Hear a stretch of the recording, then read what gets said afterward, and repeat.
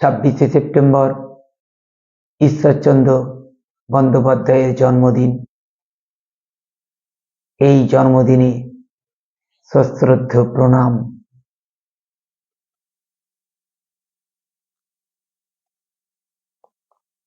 আজকে বিদ্যাসাগর মহাশয়ের সম্পর্কে কিছু কথা,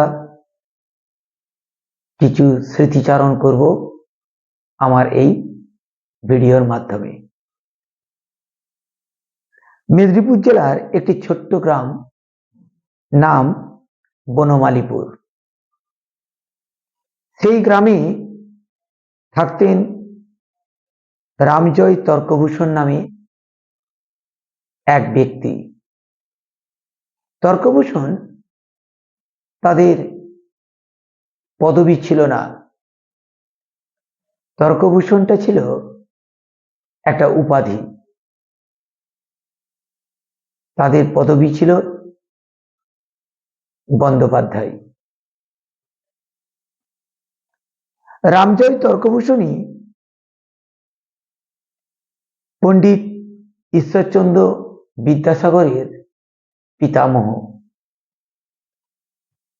ইনি বনমালীপুর থেকে বীরসিংহ গ্রামে উঠে এসেছিলেন এবং সেখানেই স্থায়ীভাবে বসতি স্থাপন করেছিলেন। রামজয় তর্কভূষণের ছেলের নাম ছিল ঠাকুরদাস বন্দ্যোপাধ্যায়, আর বিদ্যাসাগর ছিলেন ঠাকুরদাস বন্দ্যোপাধ্যায়ের পুত্র। বিদ্যাসাগরের মায়ের নাম ছিল ভগবতী দেবী।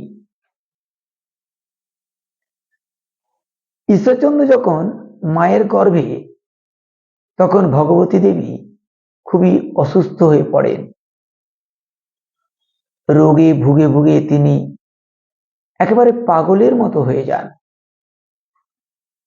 বীরসিংহ গ্রামে 1820 সালে ঈশ্বরচন্দ্র বন্দ্যোপাধ্যায় জন্মগ্রহণ করেন।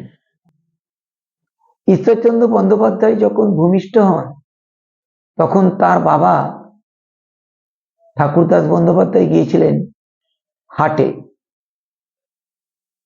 কিছু জিনিসপত্র ক্রয় করার জন্য। রামজয় তর্কভূষণ বাড়িতে ছিলেন। সন্তান হয়েছে, পুত্র সন্তান, মহা আনন্দ। ঠাকুরদাস বাড়িতে এলে রামজয় তর্কভূষণ বললেন, আমাদের একটা এড়ে বাছুর হয়েছে, অর্থাৎ পুরুষ বাছুর হয়েছে। কথাটা শুনেই ঠাকুরদাস বন্দ্যোপাধ্যায় ছুটলেন গোয়ালের দিকে, কারণ তখন একটি গর্ভবতী গরু ছিল। ভাবলেন হয়তো গরুটারই একটা বাচ্চা হয়েছে। তখন রামজয় মশাই তাকে ডেকে বললেন, ওদিকে নয়, এদিকে চলো, বলে তাকে সুতিকা গৃহে নিয়ে গেলেন। সেখানে গিয়ে বিদ্যাসাগরকে দেখালেন, দেখিয়ে বললেন, এই দেখো পুরুষ বাছুর। এরপরে রামজয় তর্কভূষণ বললেন,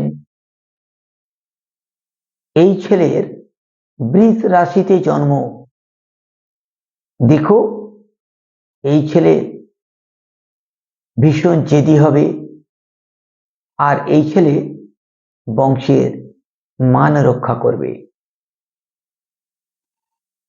সত্যি তিনি যা বলেছিলেন পরবর্তীকালে দেখা গেল সবই সত্যি। বিদ্যাসাগর মহাশয় যে খুব জেদি ছিলেন, তার বহু প্রমাণ আমরা পেয়েছি। বিধবা বিবাহ প্রচলন করতে গিয়ে তাকে সনাতনী হিন্দু সমাজের কাছে কম হেনস্থা হতে হয়নি, কিন্তু তবুও তার জেদ তাকে তার লক্ষ্য থেকে ভ্রষ্ট হতে দেয়নি। আর সেজন্যই তিনি 1856 সালে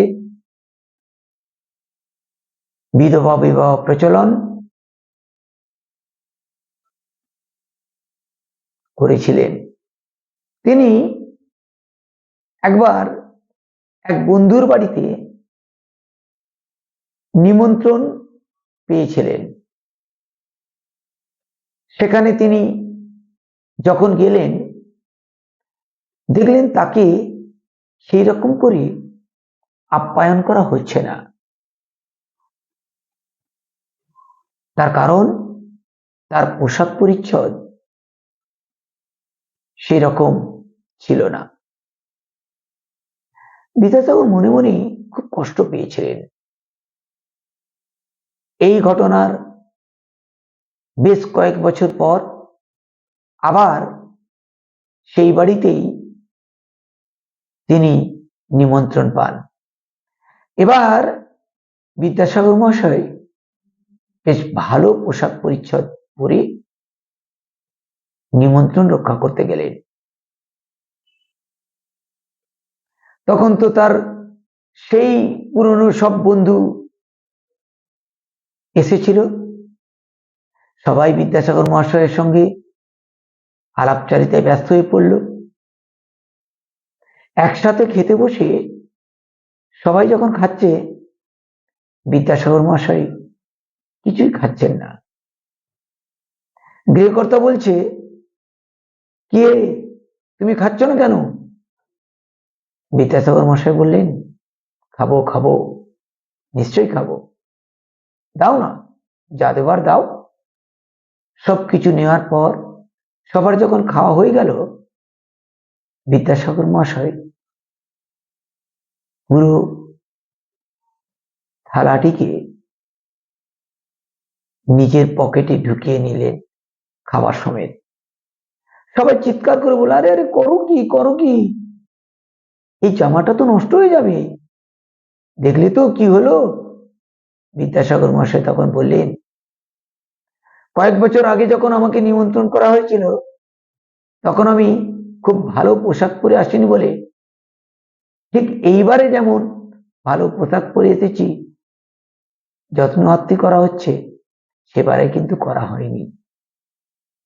আমি ঈশ্বরচন্দ্র বন্দ্যোপাধ্যায়, আগেও যা ছিলাম এখনো তাই আছি, শুধু পরিবর্তন হয়েছে আমার জামা।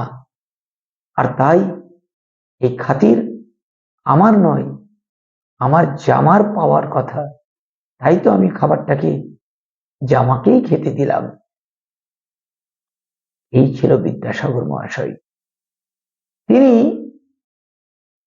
যে শুধু জেদ নিয়েই চলতেন তা নয়, ছোটবেলা থেকেই তার মন ছিল উদার।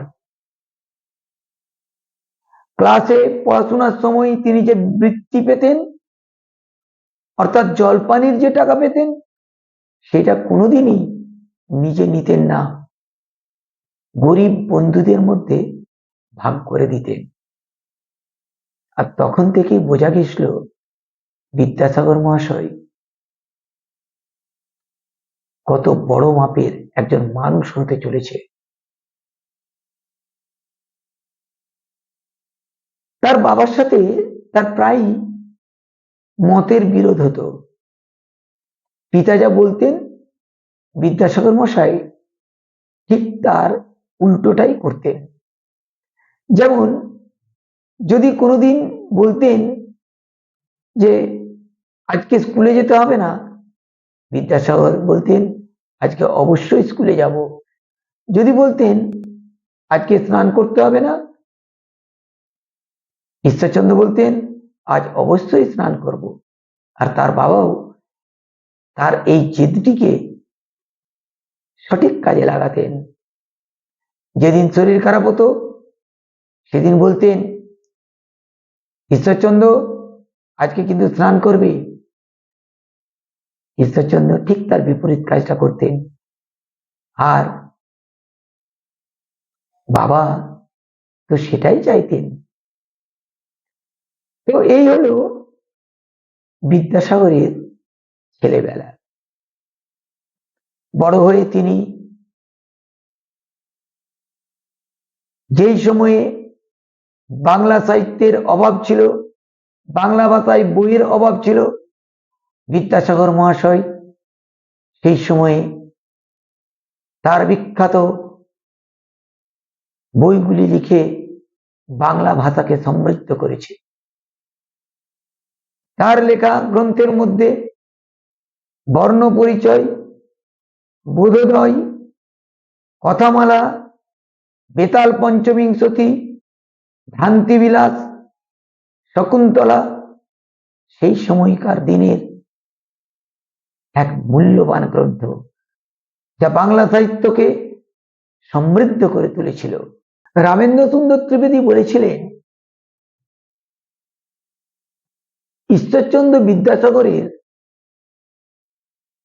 বাইরটা ছিল বজ্রের মতো কঠিন, আর ভিতরটা ছিল পদ্মের মতো কোমল। বাস্তবিক তাই। বিধবাদের মুখ দেখলেই তার হৃদয় বিগলিত হতো। তাই তিনি বিধবা পুনর্বিবাহের জন্য আন্দোলন গড়ে তুলেছিলেন।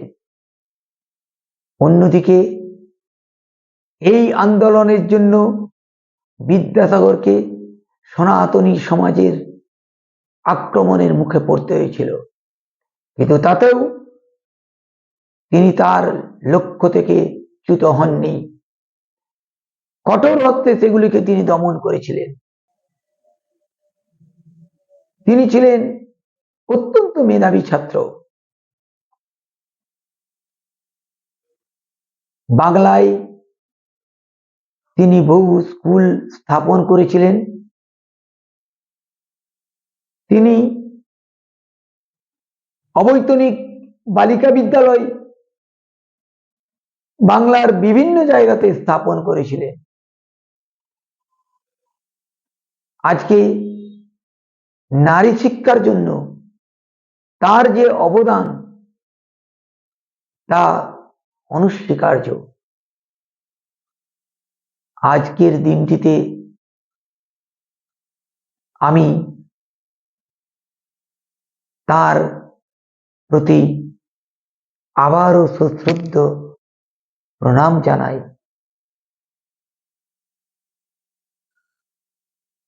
এই হলো বিদ্যাসাগরের প্রতি আমার শ্রদ্ধা। ভিডিওটা ভালো লাগলে একটা লাইক শেয়ার করো। এই ধরনের ভিডিও পাওয়ার জন্য চ্যানেলটিকে সাবস্ক্রাইব করো।